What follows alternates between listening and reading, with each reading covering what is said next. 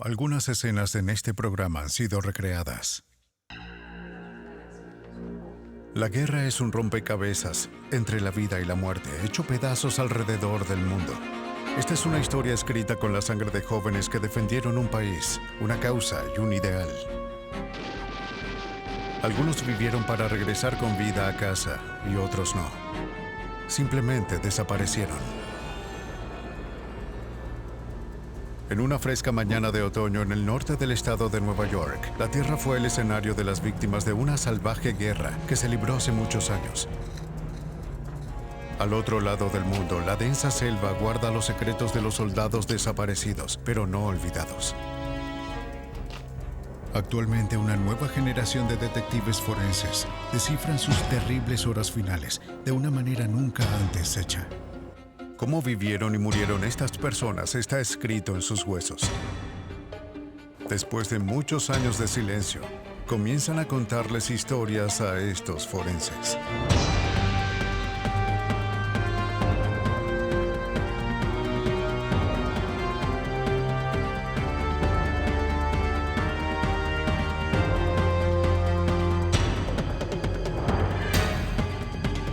Los nuevos detectives. Historia de soldados.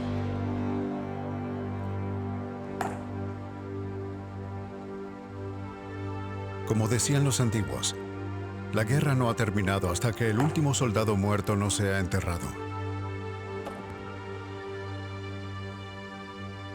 Aunque los soldados desconocidos que yacen aquí están de hecho enterrados, nunca se notificó a ninguna familia. No apareció ningún ser querido junto a la tumba. ¿Quiénes eran estas personas? El dolor y el miedo que sufrieron. ¿Cómo murieron? Todos estos misterios están sellados de por vida bajo las fuertes lápidas de mármol. Aquí descansa en honrosa gloria un soldado americano. Hoy, gracias a la ciencia moderna, nadie en los Estados Unidos necesita convertirse en un desconocido. Durante la Operación Tormenta del Desierto en 1990, por primera vez en la historia, se reconoció la identidad de 2 militares mediante la extracción de ADN de sus restos hechos pedazos y la comparación con el ADN de parientes vivos, un proceso costoso y difícil. Ahora, para rastrear más fácilmente los nombres de las víctimas de la guerra, se toma sangre en el reclutamiento para predeterminar el patrón de ADN de cada persona, tan único como sus huellas dactilares. El ADN, el ácido desoxirribonucleico, es el modelo de vida. La esencia química de los genes, que existe en todas las células del cuerpo y lleva la información sobre el color de los ojos, la raza, la altura y otros rasgos. Hoy en día, la tecnología para descifrar el ADN es tan precisa que los reclutas se van a la guerra con una etiqueta de identificación genética registrada en los archivos del gobierno. Cientos de muestras al año llegan al Instituto de Patología de las Fuerzas Armadas en las afueras de Washington, D.C. Buenos días, señor. Hola, ¿qué tal? Bien. Por favor, firme. El laboratorio, el cual es el más grande de su tipo en el mundo, procesa y almacena el material genético. Una computadora verifica el nombre y el número de seguro social e imprime etiquetas para cada paquete. Mantenidos bajo estrictas medidas de seguridad, los datos solo pueden ser divulgados por orden judicial. Más de 1 millón de muestras ya están congeladas. Cada una representa un ser humano. El subdirector del programa es James Kanick. Para aquellos que han visitado el cementerio de Arlington o cualquier otro cementerio militar, probablemente una de las cosas más conmovedoras es ver una tumba que no posea nombre. Solo la inscripción que dice: "En la gloria está un miembro de servicio americano conocido solo por Dios". Confiemos que en nuestra pequeña operación que realizamos aquí podamos evitar que esto vuelva a suceder. La primera gran guerra en la que los estadounidenses lucharon y murieron fue más de una década antes de la Guerra de la Independencia. La tranquila región, conocida ahora como Lake George, Nueva York, fue escenario de algunos de los enfrentamientos más sangrientos de la historia. En 1754, Francia e Inglaterra se enfrentaron en una poderosa batalla por el control de América del Norte. La brutal guerra entre Francia e India duró 9 años y se extendió a todos los países donde Gran Bretaña y Francia tenían intereses territoriales. Se ha llamado la Guerra Franco-India. En 1763, con los franceses completamente derrotados, los ingleses gobernaron la mayor parte de Norteamérica, incluyendo las 13 colonias. Un puesto estratégico británico durante la guerra fue el Fuerte William Henry. En la década de 1950, el sitio se desarrolló como una atracción turística. Las excavaciones del antiguo fuerte guiaron a los arquitectos durante la reconstrucción. Mientras cavaban, los científicos tropezaron con un cementerio intacto. Hoy, un equipo de antropólogos y voluntarios comienza a reconstruir la historia de cómo vivieron y murieron estos soldados. Lo que desenterraron es una de las historias más espantosas de los anales de la guerra.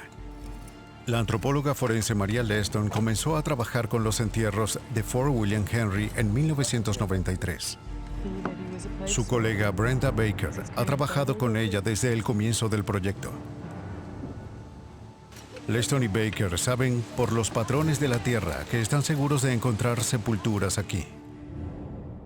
Este es el contorno de uno de los fosos rectangulares. Se extiende desde esa esquina hasta la cabeza. Estaría justo aquí. Se nota que es una fosa séptica porque el suelo ha sido afectado por la excavación de este hoyo, que fue arrojado de nuevo, y tenemos esta coloración moteada que contrasta muy fuerte con la arena no alterada de esta área. En el transcurso de 10 días, el montaje es moderado por la paciencia y la precisión, para la que cada antropólogo está entrenado. A medida que retiran cuidadosamente la tierra dentro de las tumbas, la parte superior de un cráneo finalmente emerge. Creo que esta es realmente una de las partes más emocionantes de esto, porque es la primera vez que se ve a esta persona desde que fue enterrada. Y te haces una idea de cómo era y quién era a medida que descubres su rostro. Poco a poco, el alcance del hallazgo se hace evidente. Sorprendentemente, el esqueleto parece intacto. Cuando descubrimos por primera vez algo nuevo, hallamos un poco de información específica que no teníamos antes. Es emocionante tener otra pieza de la imagen y saber que estamos completando poco a poco el rompecabezas con cada uno de estos descubrimientos. A menudo me pregunto qué sucedió con sus familiares. ¿Se enteraron los familiares de que estos hombres habían fallecido y la causa de ello? ¿Dejaron hijos? Muchos de ellos probablemente tenían un hogar y esposa en algún otro lugar. Son todos muy jóvenes. La mayoría de ellos están en el rango de la adolescencia y principios de la adultez. Algunos son un poco mayores, pero relativamente no sobre los 23 años.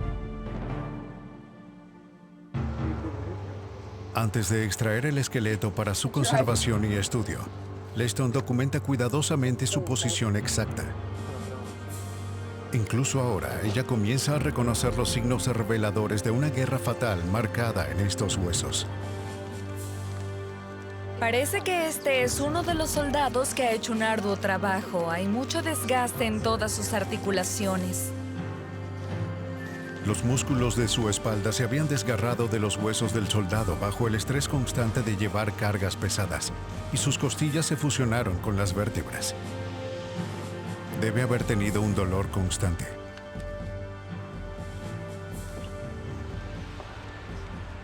Si se deja expuesto a los elementos, los huesos se deterioran con el tiempo. Trabajando hasta muy tarde, el equipo retira y etiqueta cada fragmento de hueso para llevarlo al laboratorio. Sospecho de esta rotura en la parte posterior del cráneo. Se parece a algo que pudo haber sucedido mientras el soldado estaba aún con vida. Podría ser lo que le causó la muerte. A medida que el frágil cráneo es retirado de la tierra, los huesos se desprenden. El cráneo aparentemente fue aplastado por el peso de la tierra. Oh, vaya.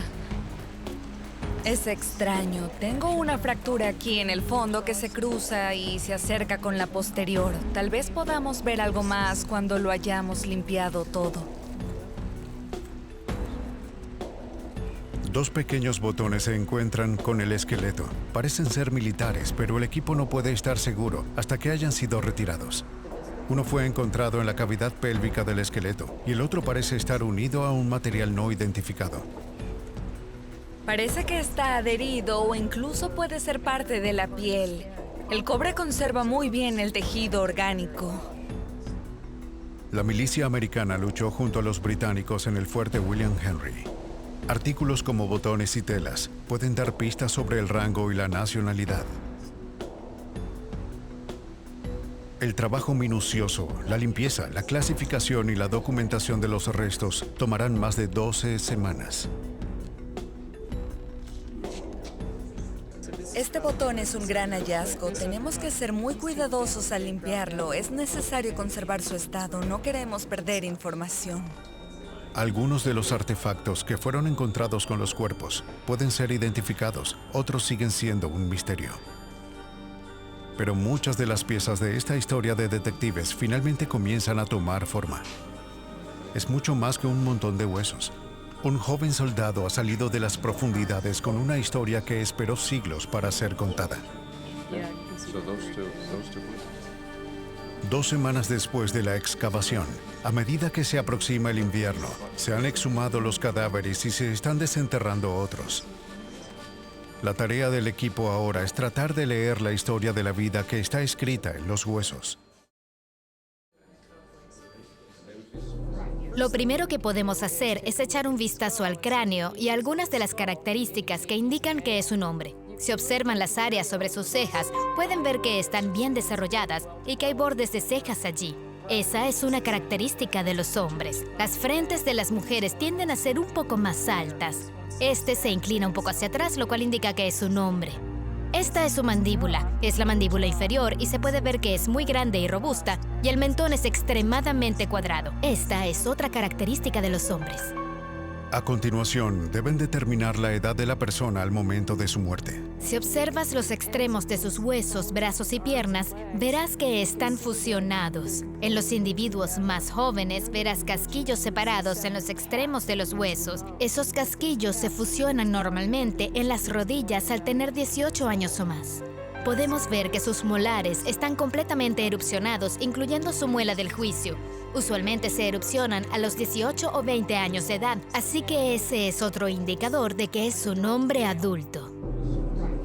Quedan muchas otras preguntas por resolver. ¿Cómo era la vida de este hombre en el fuerte William Henry? ¿Cuál era el estado de su salud?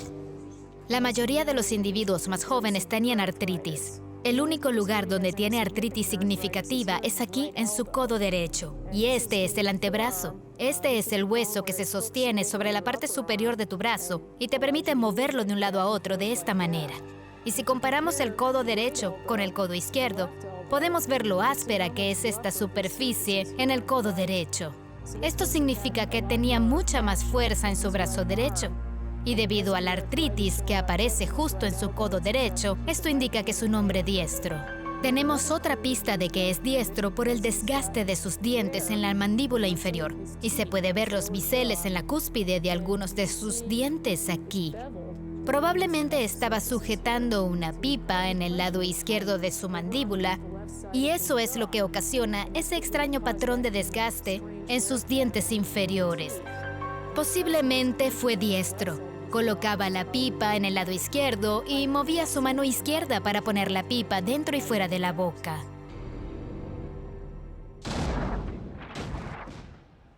La guerra entre los franceses y los británicos fue violenta y larga. Sin embargo, el enemigo más constante de los soldados no eran las balas, sino las enfermedades. La viruela, la influenza y la tuberculosis proliferaron. Este grupo de esqueletos es el más enfermizo. Está en peor estado que cualquier otra cosa con la que haya trabajado. He examinado a personas de unos 3.000 años de antigüedad y también a poblaciones más modernas. Y sin embargo, este es el grupo más enfermo, el que tiene más lesiones. Presentan más patologías que cualquier otra cosa. Aunque murieron más soldados a causa de enfermedades que de heridas relacionadas con la guerra, el panorama de la batalla que surge se vuelve cada vez más extenso. Se puede apreciar que este hueso recibió un disparo. Hay una depresión en esta área que causó que el hueso se aplastara aquí y otro en la parte superior del hueso. En realidad, se puede ver la depresión redondeada de la bala de mosquete.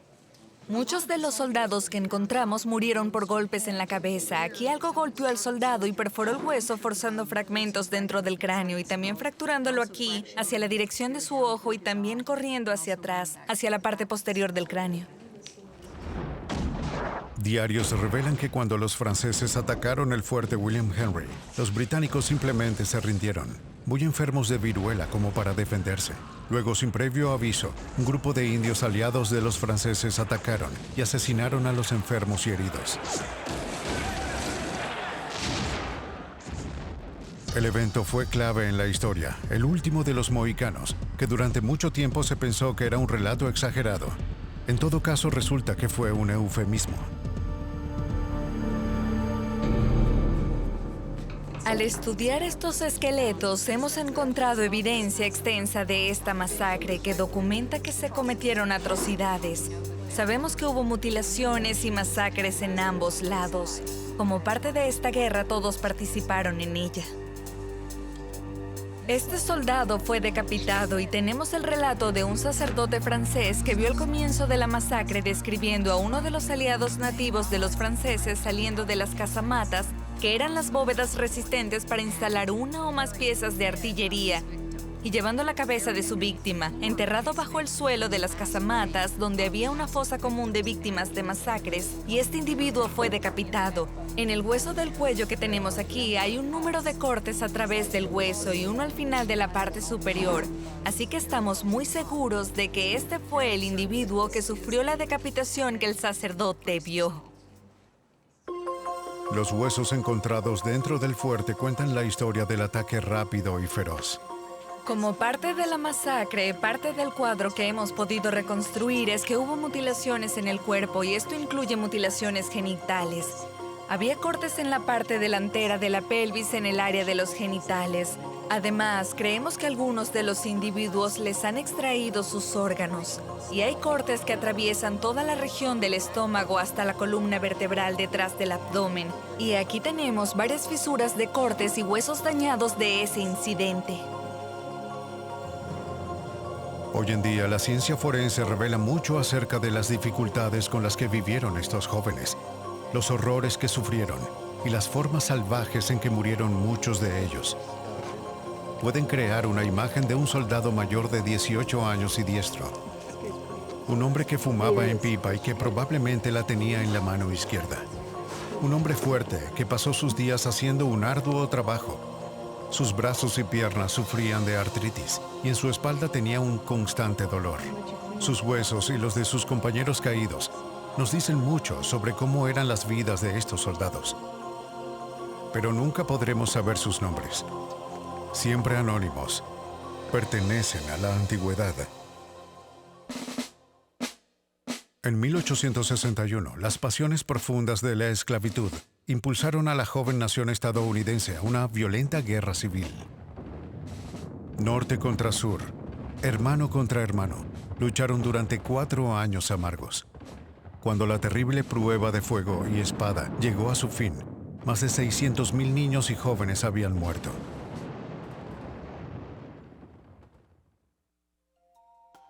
El Museo Nacional de Salud y Medicina en Washington, D.C., fue establecido en 1862 para mantener registros y dar seguimiento a los heridos.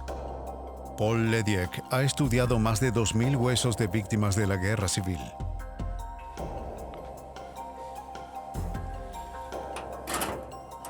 Aunque el hueso puede parecer sólido como una roca, en realidad cambia a lo largo de la vida, incluso en el transcurso de unos pocos días, en respuesta al ejercicio, el desgaste y la enfermedad.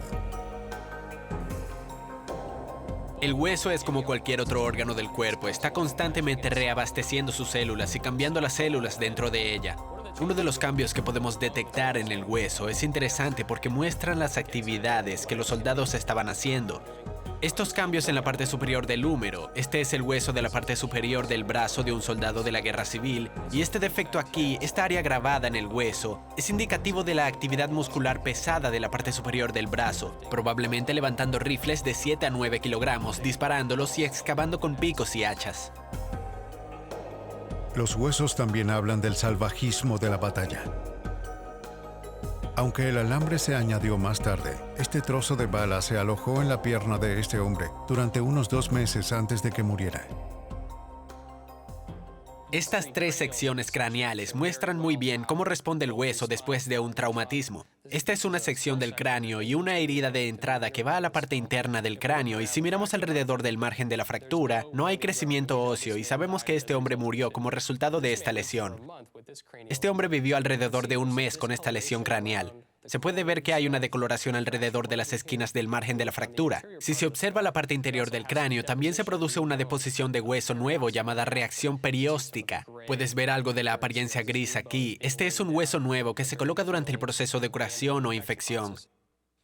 Y si avanzamos un poco más en el tiempo y sufrimos una lesión similar en el cráneo, este hombre vivió durante 10 años con esta lesión, una lesión por fractura de bala. Se puede notar que hubo una buena recuperación alrededor del sitio.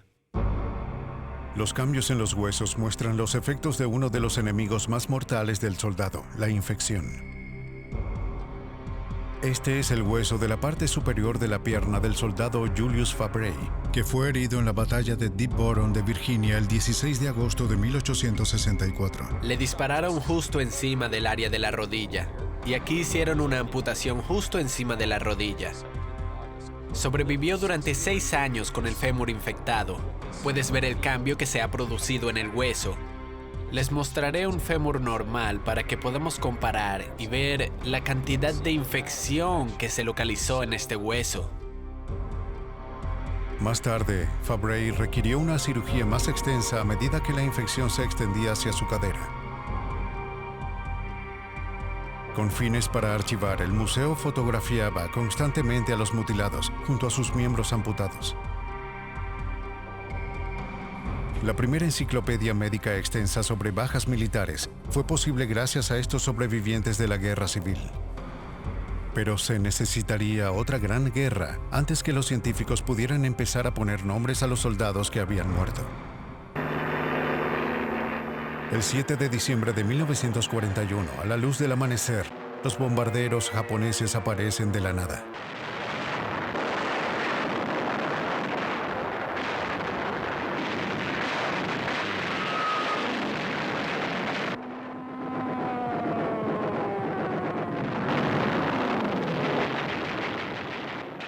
Las sirenas hacen un gran ruido, las bombas explotan. Pearl Harbor está destruido. América está en guerra. Irónicamente, una guerra que se cobró millones de vidas se convertiría en la mayor ayuda para la incipiente ciencia de la antropología forense. La Segunda Guerra Mundial fue la primera guerra para la cual nuestros miembros del servicio tenían registros de salud documentados. Al comparar los restos óseos con la información médica conocida, los científicos pudieron recopilar suficientes estadísticas anatómicas para comprender la historia de vida que cada uno de nosotros tiene escrita en sus huesos. Durante la Segunda Guerra Mundial y la Guerra de Corea, tuvimos la primera oportunidad como ciencia de mirar realmente algunas muestras modernas, bien documentadas, y desarrollar algunas técnicas nuevas para determinar la estatura y la edad en estos hombres que fueron asesinados en la guerra. Ya que sabíamos quiénes eran, fueron identificados positivamente. Podemos medir la longitud del fémur de hueso largo y conectarlo a la fórmula de regresión de la estatura o hacer una nuevamente a partir de ella. Ahora, con un simple tablero de madera y un conjunto de ecuaciones matemáticas, los antropólogos podían empezar a reconstruir los perfiles de los muertos. Este hueso tiene 323 milímetros de largo, y si conectamos eso a nuestra fórmula de estatura, Sabemos que se trata de un hombre blanco. Llegamos a un estimado de 1,71 metros. Esa sería la estimación de la estatura de este individuo. Sin embargo, todavía hay casi 90.000 estadounidenses de la Segunda Guerra Mundial, la Guerra de Corea y de Vietnam, cuyo paradero aún se desconoce. Algunos de sus restos han sido recuperados, pero aún no han sido nombrados. Otros soldados solo existen como fragmentos carbonizados y destrozados, escondidos en selvas remotas. Pero estos hombres y mujeres están lejos de ser olvidados. La búsqueda de su identidad es una de las grandes historias de detectives de la ciencia forense. Más de 2,5 millones de estadounidenses sirvieron en la Guerra de Vietnam, la guerra más larga de la historia de Estados Unidos. 58,000 murieron a una edad promedio de 19 años. Chicos apenas graduados de la secundaria. El feroz combate de la guerrilla destrozó y mutiló cuerpos, algunos irreconocibles. Los restos de más de 2,100 de estos jóvenes nunca regresaron a los Estados Unidos. Muchos de los hombres fueron enterrados por el impacto en los lugares del choque en las selvas, o sus huesos yacen sin ser descubiertos en el follaje, descomponiéndose por el intenso y húmedo calor tropical. Después de casi 20 años en el ejército, el mayor de la Fuerza Aérea, Edward Hodgins, de 38 años de edad, se estaba preparando para retirarse cuando fue enviado al sudeste asiático. En 1969, en su casa en Big Spring, Texas, dejó a su esposa Mary y a sus 4 hijos, Stacy, Wendy, Jeff y Doug. El 21 de marzo de 1970, 7 meses después de su gira, el comandante Hodgins dirigía una misión de búsqueda y rescate que sobrevolaba Laos cuando su avión A-1 fue alcanzado por un intenso fuego enemigo. Otros pilotos vieron su avión entrar en un giro invertido y se estrelló, pero no vieron ningún paracaídas y no oyeron ninguna señal sonora de emergencia. Nunca hubo incertidumbre sobre la muerte de mi marido. La incertidumbre era no saber cuándo iban a traerlo de vuelta. Y todo lo que podíamos hacer era esperar a que el gobierno nos diera permiso para entrar. Se suponía que iban a entrar en el sitio hace 2 años y todos estábamos entusiasmados y luego hubo un cambio de planes y no pudieron entrar y me quedé absolutamente devastada. Mary Hodgins nunca se casó de nuevo. Usando los beneficios de veteranos de su esposo, regresó a la escuela, consiguió un empleo y crió sola a sus 4 hijos. Cuando otros niños de mi edad perdían a sus padres, contaban con un cementerio y una tumba a la que podían ir a estar en comunión con sus padres. Nosotros no tuvimos eso. La esperanza para la familia Hodgins está a miles de kilómetros de distancia, donde los científicos que nunca habían conocido trabajaron para encontrar a Ed Hodgins y traerlo a casa. Desconocido, 9 de noviembre de 1945. 20 desconocidos, 9 de enero de 1945. Desconocido. El Cementerio Nacional de Hawái es conocido como Punch Bowl. Las escaleras están situadas en muros de piedra con los nombres de miles de soldados que desaparecieron en combate a partir de la Segunda Guerra Mundial.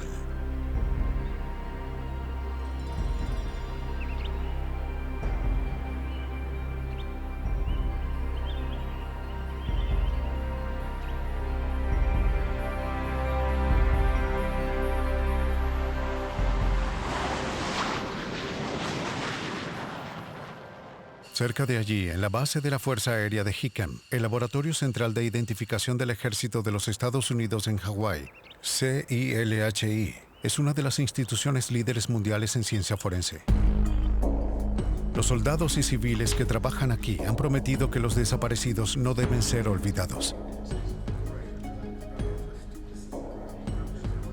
Actualmente, más de 78,000 hombres y mujeres de la Segunda Guerra Mundial están desaparecidos. 8,100 de la Guerra de Corea y 2,154 de la Guerra de Vietnam. El comandante adjunto de CILHI es el coronel retirado Johnny Gebb.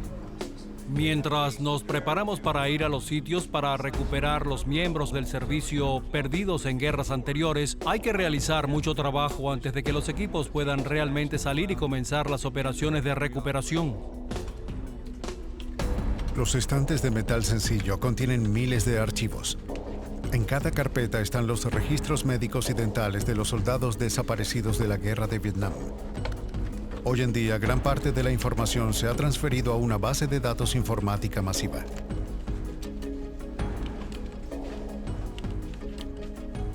La verdadera investigación se realiza en esta sala y así preparar a nuestros equipos para salir a hacer las excavaciones. También se proporciona la información al personal científico para hacer las identificaciones individuales. Antes de que CILHI envíe un equipo de excavación al campo, estudian los informes de la sección de datos de bajas para cada soldado desaparecido. Luego investigan cualquier información obtenida de fuentes externas. Los informes de testigos presenciales de aldeanos locales que pudieron haber encontrado un accidente de avión o de personas que realizan exploraciones petrolíferas o madereras pueden ser muy valiosos para determinar el lugar exacto en el que se vio por última vez a un soldado.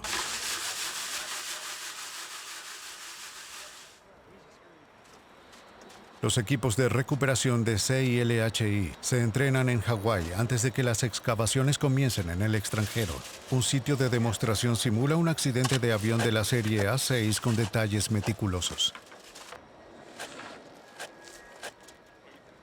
Aquí tenemos un montón de banderas de alfileres de diferentes colores: amarillo que designa los restos del impacto, rojo designa ordenanza o bombas sin estallar, y el azul está designado a cualquier cosa material de soporte vital que el piloto llevaba puesta en el momento del incidente.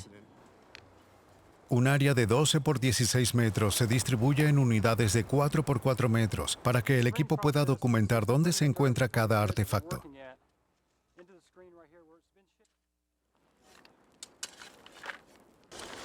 La suciedad se elimina cuidadosamente y se llevan a una estación de cribado, donde se clasifica a mano a través de una malla fina.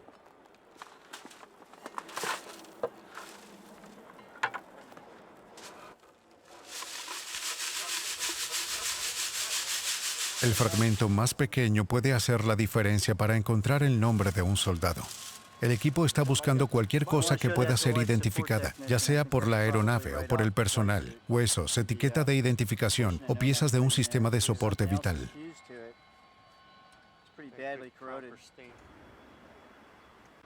Los detectores de metales rastrean el lugar con la esperanza de encontrar restos del avión.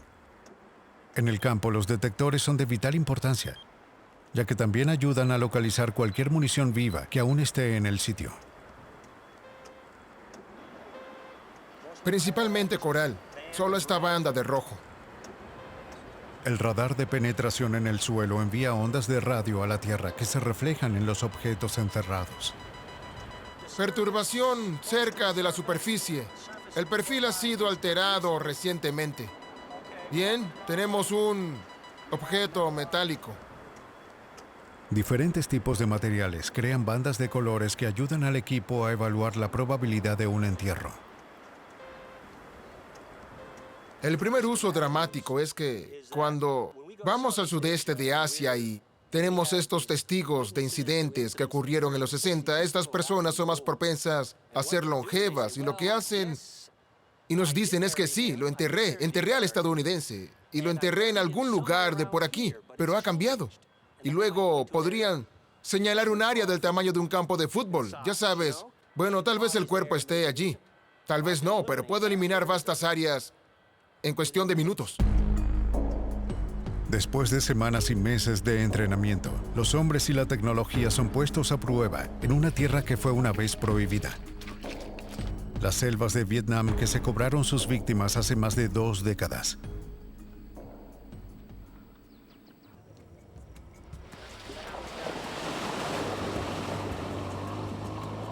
El Laboratorio Central de Identificación del Ejército envía equipos a todo el mundo para encontrar los restos de los miembros de servicio desaparecidos o perdidos. En uno de los lugares más remotos del mundo, los equipos trabajan incansablemente para asegurar que recuperen cada pieza de evidencia. Pero 2 décadas después de la guerra de Vietnam, los lugares de los accidentes están lejos de estar intactos. Los aldeanos han escarbado en cualquier cosa para la que puedan encontrar un uso. Esta pieza de los escombros de un avión americano derribado está siendo usada como una hoja para un arado. Y ahora ese arado puede estar a 161 kilómetros de donde el avión se estrelló. Los equipos de CILHI trabajan en estrecha colaboración con los aldeanos locales que podrían recordar el accidente o haber descubierto algunos restos. El objetivo, tratar de determinar el lugar exacto del accidente. Ella dice que vio 13 personas. Ella los contó personalmente, 13 personas en la mañana. El equipo compara la información que recibe de los aldeanos con mapas detallados, preparados en CILHI, para determinar las coordenadas del lugar probable del accidente.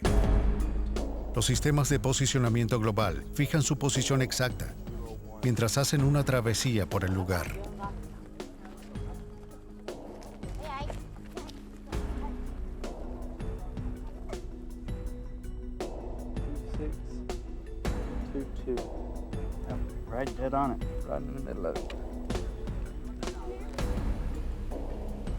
Una vez establecida la excavación, se comienza a trabajar para encontrar y despejar el área de cualquier munición. El trabajo requiere paciencia y precisión y puede ser extremadamente peligroso. Detente. Oye, tienes que ver esto. Bien. ¿Encontraste algo? Eso creo, tal vez nos pueda servir. Hay proyectiles de 40 milímetros en este sitio de impacto del C-130.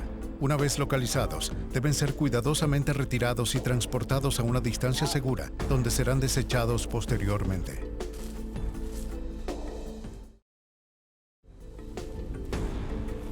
Las pistas en el lugar del accidente vienen en diferentes formas y tamaños.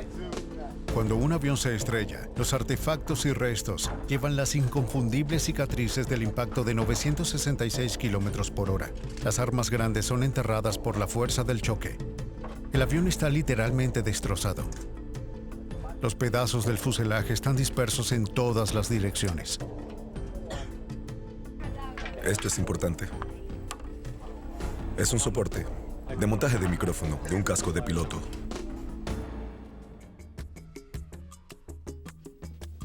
En lo profundo de la selva, otro equipo de exploradores de CILHI descubre un botón de un traje de vuelo.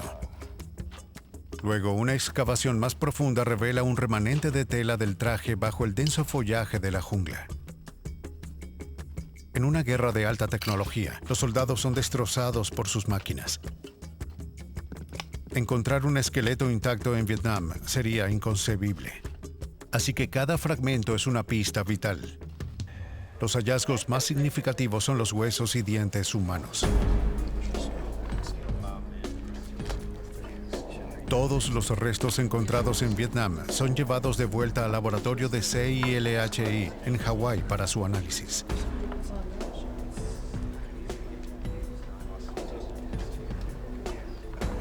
A veces todos los científicos forenses tienen que trabajar con fragmentos. A partir de ellos, deben determinar si son humanos y, en caso afirmativo, la edad, raza, altura, peso y, en última instancia, su nombre.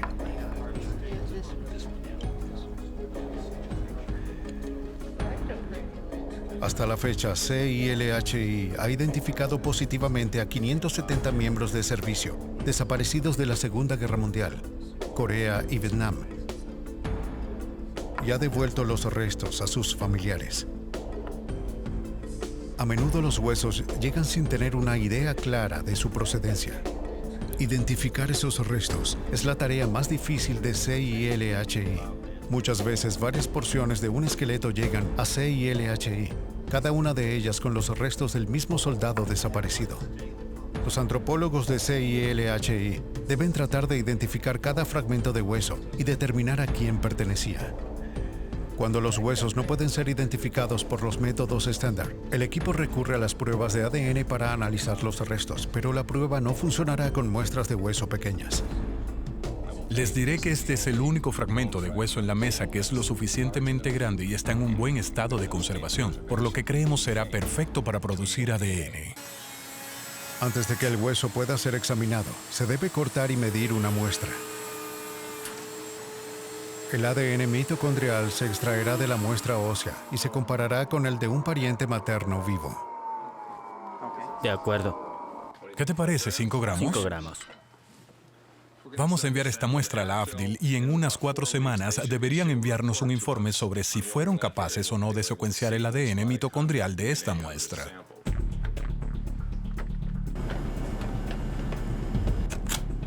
Antes de comenzar cualquier trabajo en el laboratorio de identificación de ADN de las Fuerzas Armadas fuera de Washington, D.C., la muestra ósea debe ser catalogada y fotografiada. En el laboratorio, antes de que el proceso de extracción de su ADN comience, se limpia la superficie exterior de la muestra ósea para eliminar cualquier contaminante. Luego se lava un fragmento de 2 gramos, se seca y se pulveriza en una licuadora. El polvo es sometido a una reacción química que destruye las células y libera el ADN en una solución líquida.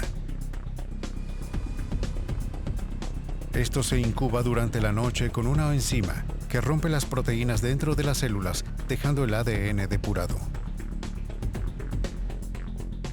Mitch Holland es el jefe de servicio y jefe de sistemas genéticos. La huella genética del ADN es como una huella dactilar. Analicemos esas regiones y comparémoslas con las de un sospechoso o un miembro de la familia. Buscamos exclusiones e inclusiones. Estamos buscando coincidencia y divergencia. Los científicos del laboratorio de las Fuerzas Armadas tienen un doble trabajo: identificar las huellas de ADN de las muestras de sangre y la tarea más complicada de extraer ADN de restos que pueden tener décadas de antigüedad. Para comparar la huella genética de ADN de un soldado desaparecido, los científicos deben compararla con una muestra de sangre que ha sido enviada al instituto por un pariente materno. El proceso de extracción de ADN de restos óseos antiguos es un avance tan significativo en la ciencia biológica que en 1993 uno de sus creadores, el Dr. Kary Mullis, obtuvo el premio Nobel.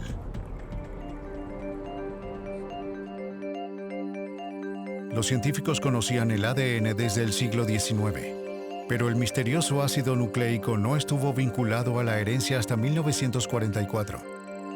Luego, en 1962, James Watson y Francis Crick ganaron el premio Nobel por descubrir la estructura molecular tridimensional del ADN.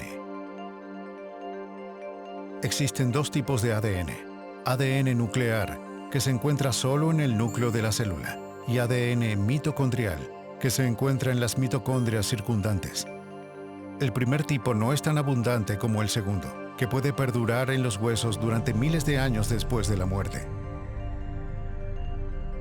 En ambas variedades, el ADN se asemeja a una escalera torcida, con peldaños cruzados compuestos de adenina, timina, gunina y citosina, o A, T, G y C, para abreviar.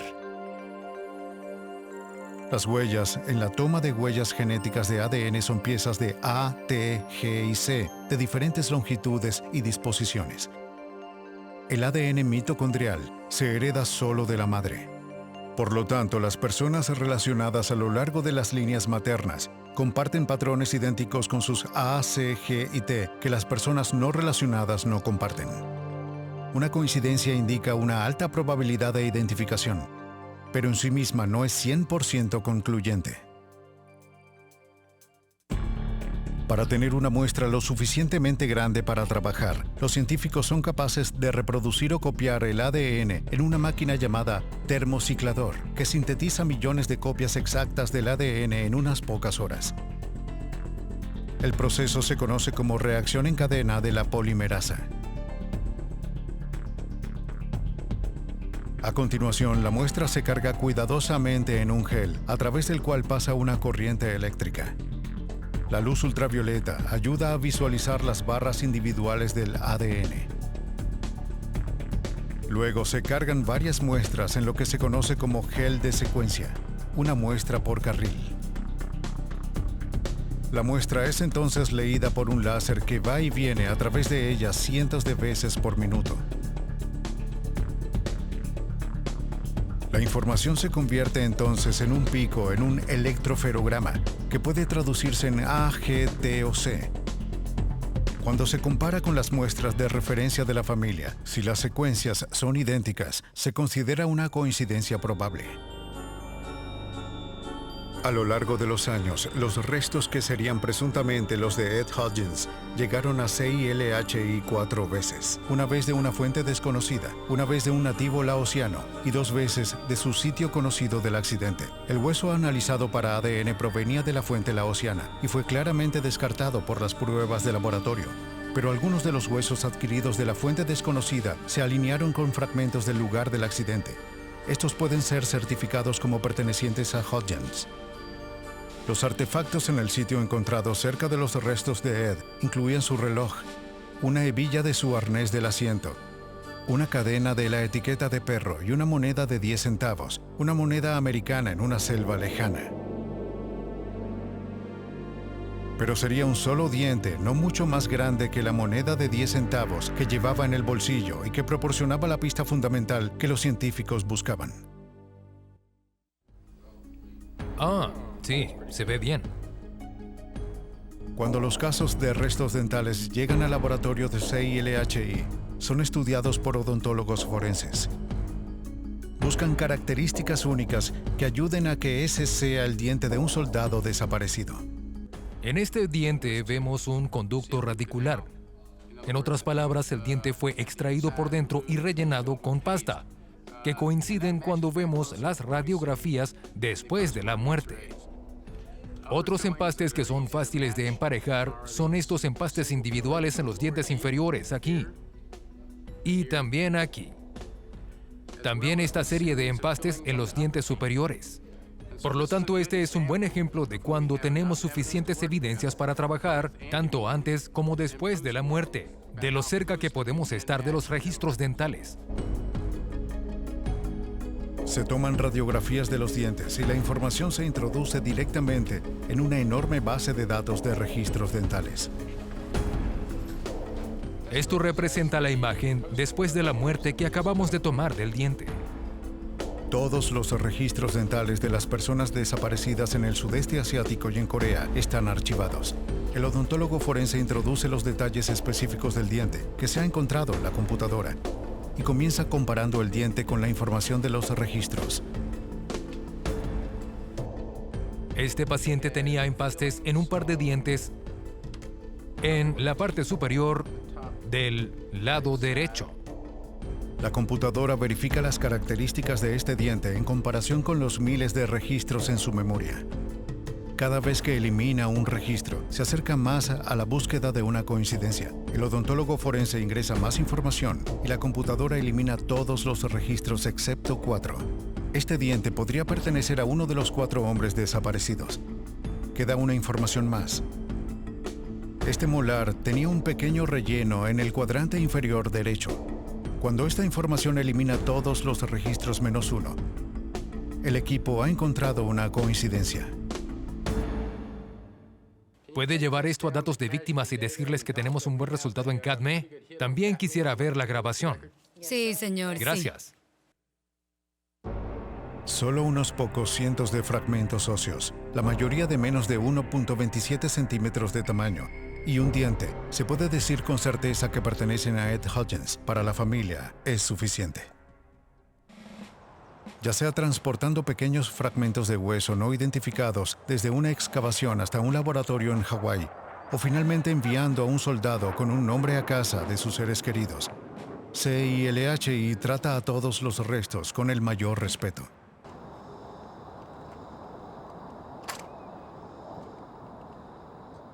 ¿En marcha? ¡Ahora!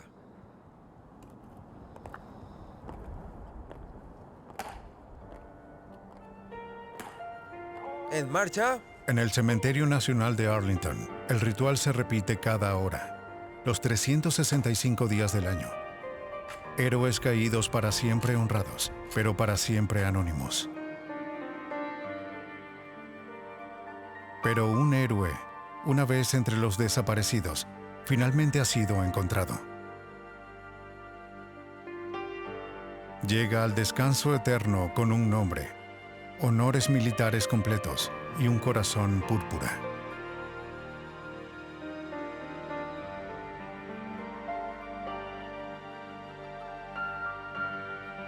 Para Mary Hudgens y sus hijos, el viaje de Ed Hudgens no se pudo medir en años ni calcular en kilómetros.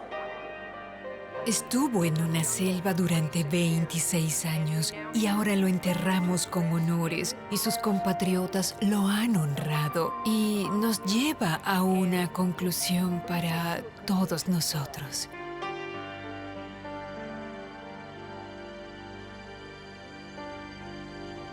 «26 años después de que el avión de Ed Hudgens se estrellara en las selvas del sudeste asiático, sus hijos depositaron una corona en la tumba de los desconocidos.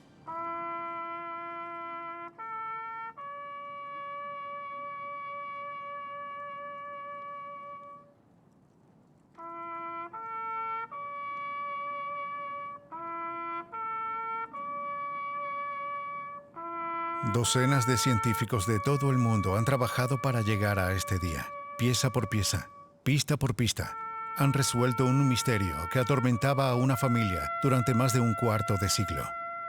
El último capítulo de la historia de este soldado ha sido escrito. Una familia se reúne. Un círculo incompleto es, por fin, completado.